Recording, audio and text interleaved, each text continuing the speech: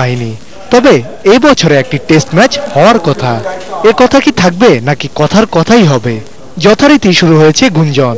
তবে এখনই হতাশ হতে রাজি নন বিসিবির সভাপতি। যে এটা হওয়ার কথা ছিল, একটা টেস্ট দিয়ে কথা হচ্ছিল, ওটার এখন পর্যন্ত স্পেসিফিক কোনো ডেট আমরা পাইনি। মুখে মুখে এতদিন আলাপ হচ্ছিল, এখন আমরা অফিসিয়ালি গতকালকে একটা চিঠি পাঠিয়েছি জানার জন্য। সো এটা রেসপন্স না পাওয়া পর্যন্ত আমরা ফর্মালি কিছু বলতে পারছি। এরই মধ্যে অবশ্য নির্বাচক প্যানেল নিয়ে বোর্ড শেষ করেছে সাপলুডু খেলা। 6 জন সদস্যের প্যানেল হবে, এই সিদ্ধান্ত এখন পাক্কা। যে দুটো হবে, একটা হচ্ছে সিলেকশন প্যানেল। সিলেকশন প্যানেলে একজন চিফ সিলেক্টরও থাকবেন, সাথে দুজন সিলেক্টরও থাকবেন।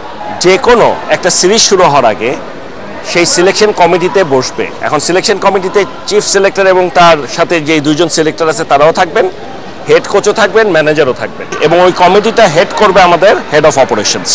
চলে গেছেন হেড স্ট্রিক, কে হচ্ছেন তার জায়গায় মাশরাফিদের নতুন বোলিং কোচ। এই নিয়েও মুখ খুললেন নাজমুল হাসান।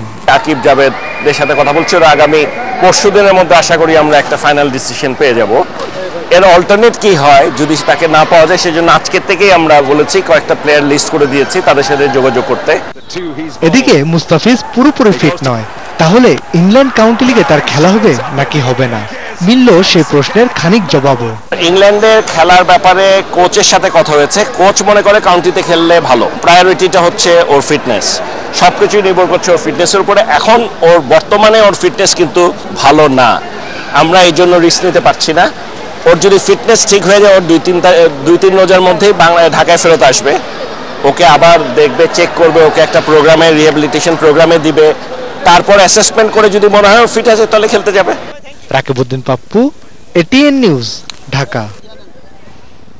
মোহাম্মদ আলী, তিনি ছিলেন সত্যিকারের এক চ্যাম্পিয়ন, শতাব্দীর সেরা ক্রীড়াবিদ।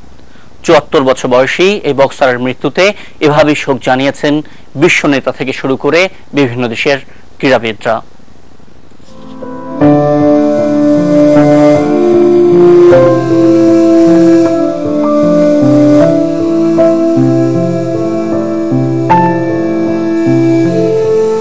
তিনবারের বিশ্ব হেভিওয়েট চ্যাম্পিয়ন মোহাম্মদ আলী শনিবার অ্যারিজোনা রাজ্যের ফিনিক্সে চিকিৎসাধীন অবস্থায় মারা যান। তার মৃত্যুতে শোকের ছায়া ফেসবুক, টুইটার সহ সামাজিক যোগাযোগ মাধ্যমগুলোতেও।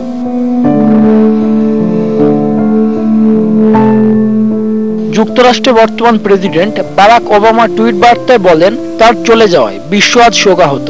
আর সাবেক প্রেসিডেন্ট বিল ক্লিনটন জানিয়েছেন, আলী ছিলেন নির্ভীক ও তরুণদের জন্য প্রেরণা। আমি ছোটবেলা থেকে তার ভক্ত। সে মানসিকভাবে শক্তিশালী ছিলেন। তার মৃত্যুতে এক শ্রেষ্ঠ অ্যাথলেটকে হারালো গোটা বিশ্ব। ওনার মৃত্যুর কথা শুনে খুব খারাপ লাগছে। তিনি আমাদের মাঝে সর্বদা বেঁচে থাকবেন। আমাদের ছেড়ে চলে গেলেও বছরের পর বছর মানুষ তাকে মনে রাখবে। আরেক কিংবদন্তি বক্সার মাইক টাইসন তার টুইট বার্তায় বলেন, আলী ছিলেন একজন মহান বক্সার। ওদিকে যুক্তরাষ্ট্রের প্রেসিডেন্ট নির্বাচনের মনোনয়ন প্রত্যাশী ডোনাল্ড ট্রাম্প তার টুইট বার্তায় বলেন, মোহাম্মদ আলী ছিলেন সত্যিকারের একজন চ্যাম্পিয়ন, আমরা সবাই তাকে মিস করব। সবসময় ন্যায়ের পক্ষে কথা বলা এই কিংবদন্তি ক্রীড়াবিদের না ফেরার দেশে চলে যাওয়ায় তাকে মিস করবে কোটি ভক্তরা।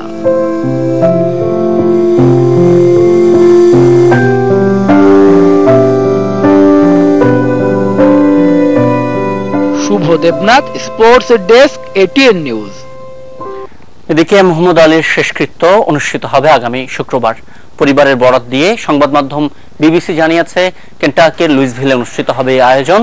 আলীর ইচ্ছা অনুযায়ী ইসলামিক রীতি মেনে শেষকৃত্য হলেও সেখানে অন্য ধর্মমতের ছাপও থাকবে। আর তিনবারের বিশ্ব হেভিওয়েট চ্যাম্পিয়নের মৃত্যুর কারণ শরীরে রক্তের চাপ মারাত্মকভাবে কমে যাওয়া, এই তথ্য জানিয়েছেন পরিবারের সদস্যরা। শনিবার অ্যারিজোনা রাজ্যের ফিনিক্সে চিকিৎসাধীন অবস্থায় মারা যান মোহাম্মদ আলী। মুক্তিযোদ্ধার 21 বছরের ক্যারিয়ারে মোহাম্মদ আলী 61টি লড়াইয়ে অংশ নিয়ে 56টিতে জয়ী হন।